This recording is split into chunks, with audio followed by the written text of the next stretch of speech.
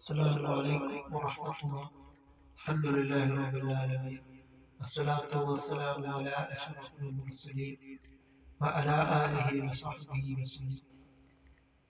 വെള്ളങ്ങളിൽ ഏറ്റവും മഹത്വമുള്ള വെള്ളം സംസം വെള്ളമല്ല. പുണ്യനബി സല്ലല്ലാഹു അലൈഹി വസല്ലം തങ്ങളുടെ കൈകളിൽ നിന്ന് ഒലിച്ചിറങ്ങിയതായ വെള്ളമാണ്.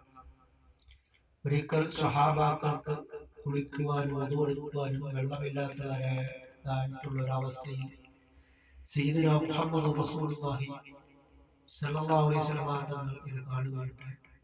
അപ്പോൾ നബി സല്ലല്ലാഹു അലൈഹി വസല്ലം തങ്ങൾ അവിടുത്തെ കൈകൾ പാത്രത്തിലേക്ക് വെക്കുകയുണ്ടായി. അങ്ങനെ നബി തങ്ങളുടെ കൈകളിൽ നിന്നും വെള്ളം പുറപ്പെടുകയുണ്ടായി.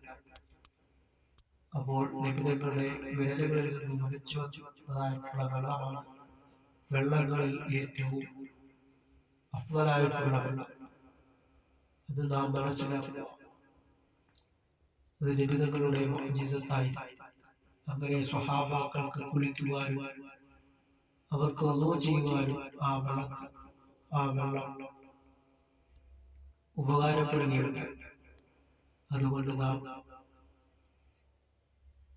ദിക്റുൽ അംബിയാഇ ഇബാദത്തുൻ ദിക്റുൽ ഔലിയാഇ കഫാറത്തുൻ. അംബിയാക്കളുടെ സ്മരിക്കൽ ഇബാദത്താണ് എന്നും ഔലിയാക്കളെ സ്മരിക്കൽ പാപമോചനത്തിന് കാരണമാകുമെന്നാണ് പറയുന്നത്, ഹദീസുകൾ പറയുന്നത്.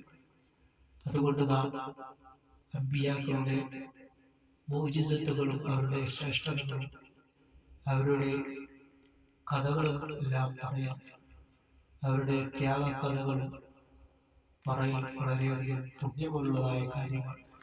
അത് ഇബാദത്താണ്. അതുകൊണ്ട് നാം അല്ലാഹുവിന്റെ പ്രീതിയിലായിട്ട് നാം ജീവിക്കുവാനും അമ്പിയാക്കളെ പറ്റി കൂടുതൽ സ്മരിക്കുകയും ചെയ്യുക.